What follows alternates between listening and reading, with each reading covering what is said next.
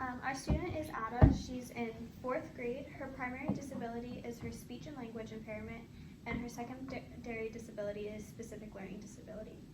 Our IEP team consists of our student Ada, her father Louis, her mother Camila, the special education teacher Suzanne, general education teacher Julie, the principal, also the LEA, is Caleb, speech and language pathologist Tara, school psychologist Andrew, school counselor Mary, occupational therapist Marla.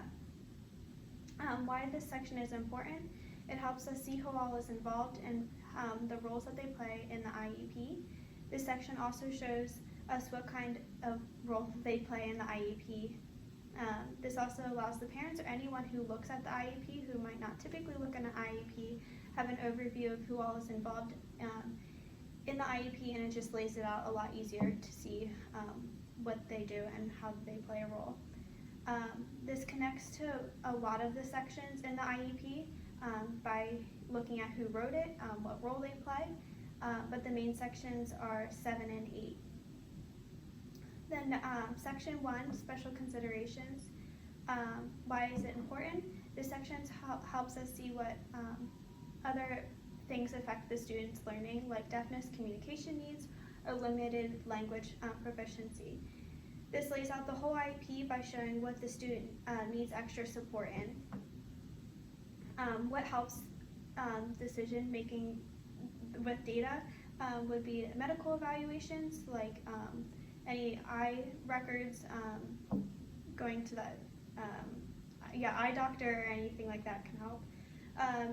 Needs: Ada currently has a secondary disability, a speech and language impairment, and is eligible to continue her speech and language sports services. She does not need any assistive technology or has a visual or hearing impairment. She also is not exhibiting any behaviors that would affect her learning. Connections to other sections. This one also connects to a lot of the other sections by showing what disability they have and what needs they need and which supports they need.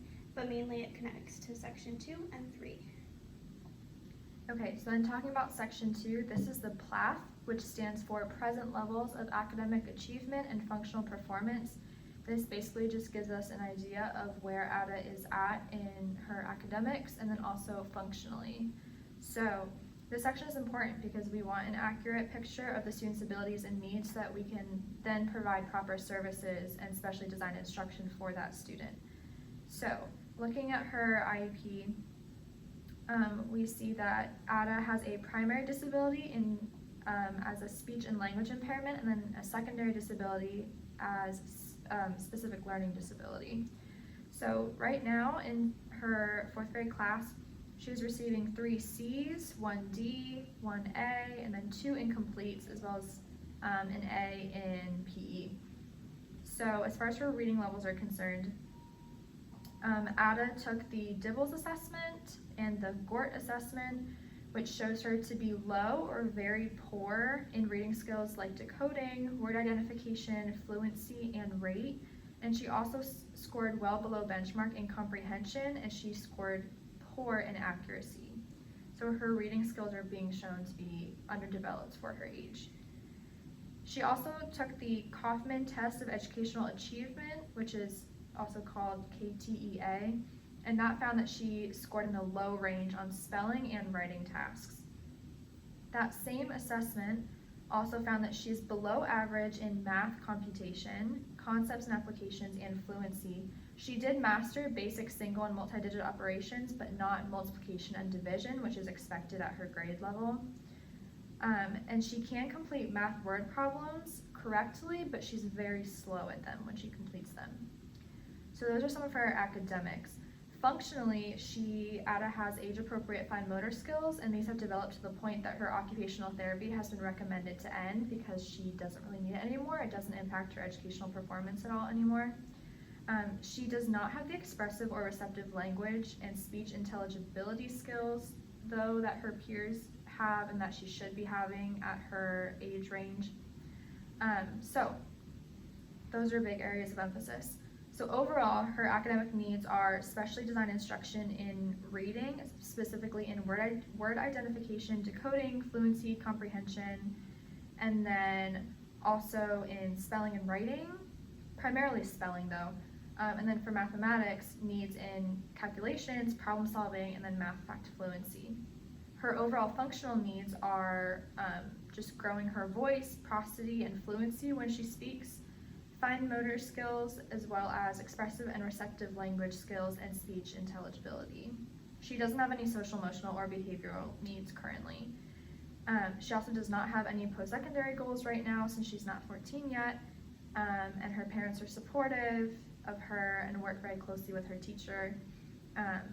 Another part of this section just talks about how Ada just has a lot of strengths. She's respectful, she's motivated, she has a high processing speed and high motivation, so those are great things to see.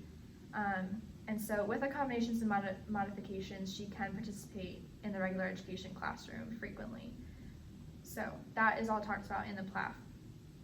This section connects to sections 5, 6, and 7 because her needs are going to determine what goals the student should be working towards in section 5, and then what services should be provided in section 6 to meet those goals, as well as talk about where those services will take place in section 7.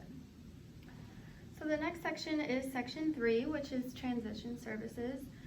This section is primarily for students who are at least 14 years of age or older, or for students if determined appropriate by the IEP team.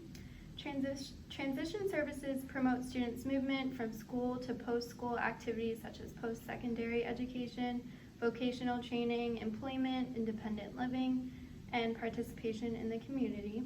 So due to Ada not being at least 14 years during the duration of this IEP, she does not have any current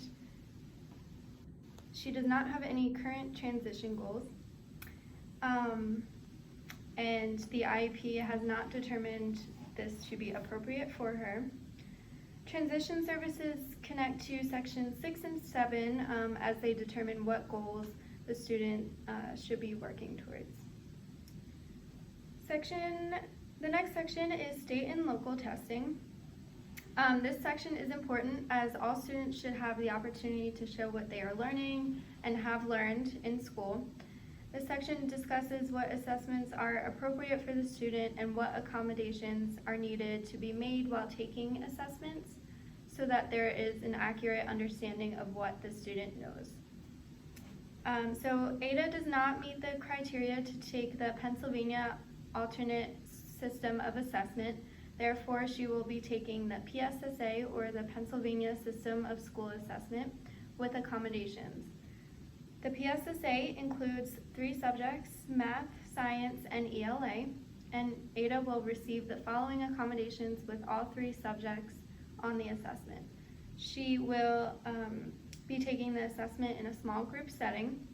She will receive as much extended time as she needs on the assessment. She will be read aloud directions on the assessment by a teacher, and she will also be able to request the reading of all allowable words and phrases as requested when needed. This section relates to special education services, which we will talk about later in the IEP, due to all of the accommodations needed listed in special ed services. Okay, so as for goals and objectives, in section 5, we have this section because it provides a plan for how the student's needs that are identified in section 2 are going to be met. So for Ada, she had specific needs in math, spelling, and mathematics. For math, she had a lot of computation goals, so we have 2 math goals in computation. For example, given a 4th grade level page of addition and subtraction problems and 1 minute to work, Ada will correctly answer 30 problems with 90% overall accuracy on 3 consecutive occasions, and all of her progress will be sent quarterly with her report card. There are also reading goals because she had needs in word accuracy, decoding, and fluency. So she has 1 goal in word accuracy, 1 in decoding, 1 in fluency. There are also speech and language goals because that is her primary disability. She has 2 goals in expressive language, 1 in receptive language, 1 in vocabulary, and then 1 in articulation, which the speech therapist specifically works on with her. And then there's also 1 spelling goal because she showed needs in spelling. And this section connects to section 2 because we look at the needs to form the goals. Section 6 because the services are involved in helping her meet those goals, so the speech therapist, for example. And then section 7, just talking about the educational placement of where the instruction to meet these goals are going to happen. So the next section is special education services. This section helps students benefit from, special education services help students benefit from their education by providing extra help and support in any areas that are needed. The following modifications have been made for Ada based on her needs. She will receive direct instruction in the areas of reading, spelling, and math, which will all occur in the general ed classroom for 30 minutes daily. A daily check-in with Ada's special ed teacher to check for the completion of her assignments. This will occur in the special education classroom at the end of every day for at least 15 minutes. Ada will also receive extended time on tests as often as needed. She will take, small group environments will be available to her when completing tests, quizzes, and exams in the general education classroom as often as needed. Ada will also have visual aids available to her to support memory daily in the general education classroom. She will receive frequent repetition and practice of skills, knowledge, and concepts daily in the general education classroom. And finally, Ada will also be given wait time when requiring oral responses as often as needed. So this section connects to state and local testing as it lists the student supports while taking assessments. Okay, and then the final section here is section 7, educational placement. IDEA requires that all students are placed in their least restrictive environment, which just means that a student should be with their peers without disabilities as much as possible without impacting their educational performance. So for Ada, we looked at just what her needs were and where her needs could be met. This section overall just, again, allows us to know where services will be provided because we want it to be an appropriate setting so that we can help the student grow as much as possible. So for Ada, we found that her needs could be met inside the general education classroom for over 80% of the time, or of the school day. So she is considered to have itinerant support in the general education classroom.